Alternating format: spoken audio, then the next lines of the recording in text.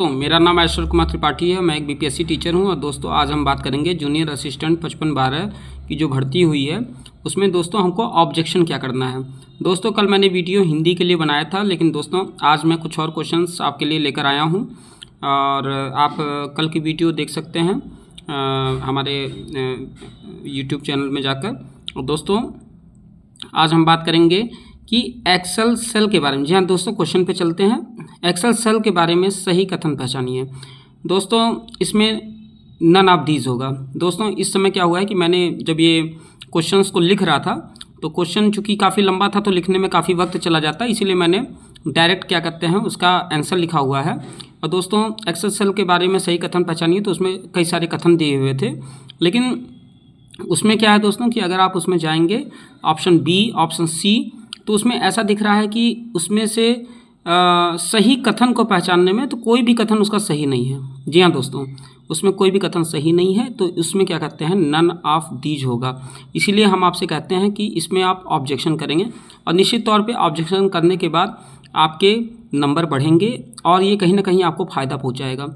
जी हाँ दोस्तों, जिस तरीके से आज के समय में कंपटीशन है, आपको 1 से 1.5 नंबर, 1 नंबर भी अगर आपका बढ़ जा रहा है, 1.5 नंबर भी, मतलब आपके इतने सारे ऑब्जेक्शन होंगे, अगर आपके 2-3 नंबर बढ़ जा रहे हैं इन ऑब्जेक्शन से, तो कहीं ना कहीं आपकी मेरिट पे असर पड़ेगा और आप सफल हो सकते हैं। और दोस्तों अब हम आते हैं क्वेश्चन नंबर 2 पे, मतलब दूसरे क्वेश्चन पे।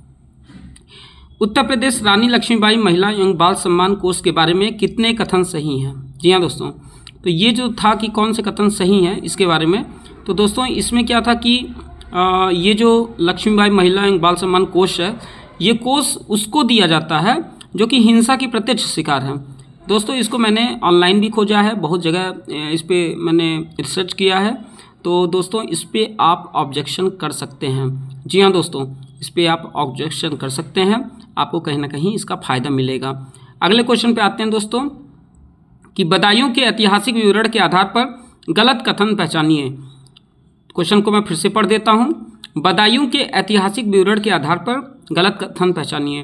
तो दोस्तों इसमें एक ऑप्शन था कि 1942 में भारत छोड़ो आंदोलन के दौरान गांधी जी ने बदायूं का दौरा किया था। तो दोस्तों ये ऑप्शन सही नहीं है, ये ऑप्शन गलत है। दोस्तों अगर आप क्लेम करते हैं तो निश्चित तौर पे आपका इसमें फ़ायदा होगा। तो मैं तो यही चाहूँगा कि आप पैसे का मुँह ना देखें और निश्चित तौर पे क्लेम कर दें, क्योंकि इससे क्या होगा कि कहीं आपका भविष्य भी बन सकता है दोस्तों। क्योंकि मेन चीज़ है कि कुछ रुपए के चक्कर में आप अपने भविष्य को दांव पे ना लगाएं और आप इस पे ऑब्जेक्शन कर दें।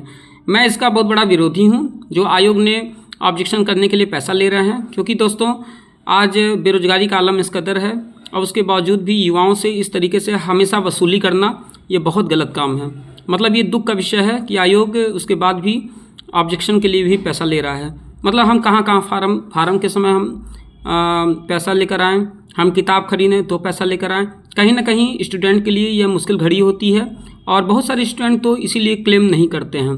जी हाँ दोस्तों, बहुत सारे स्टूडेंट ऐसे हैं जो कि ऑब्जेक्शन नहीं करते हैं, क्योंकि कहते हैं कि भाई मेरे पास पैसा नहीं है, मैं नहीं कर पाऊँगा। जी हाँ दोस्तों, जिसके खाने के लाले पड़े हों वह क्या ही ऑब्जेक्शन करेगा। अब दोस्तों अगले क्वेश्चन पे आते हैं कि वर्तमान उत्तर प्रदेश के प्राचीन ऐतिहासिक और सांस्कृतिक भूगोल के संदर्भ में सही कथन क्या है। दोस्तों आयोग ने इसका उत्तर नन ऑफ दीज माना है, लेकिन दोस्तों इसमें क्या है कि उत्तर प्रदेश के प्राचीन ऐतिहासिक और सांस्कृतिक भूगोल के संदर्भ में इसमें अशोक के बारे में बात किया गया है कि उसने बहुत कल्याणकारी कार्य किया है, तो वो भी ऑप्शन सही है। और दोस्तों एक था कि जो महाजनपद थे उन महाजनपद के बारे में भी दिया हुआ है, तो वो भी ऑप्शन सही है।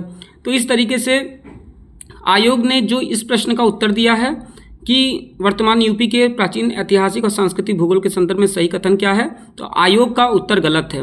अगर आप इस पर ऑब्जेक्शन करते हैं तो निश्चित तौर पे आयोग क्या करते हैं, अपनी गलती को स्वीकार करेगा और उसमें परिवर्तन करेगा और कहीं ना कहीं आपको इसका फ़ायदा मिल सकता है। दोस्तों अगले क्वेश्चन पर आते हैं। युवा संसद किशोर सभा के बारे में गलत कथन बताइए।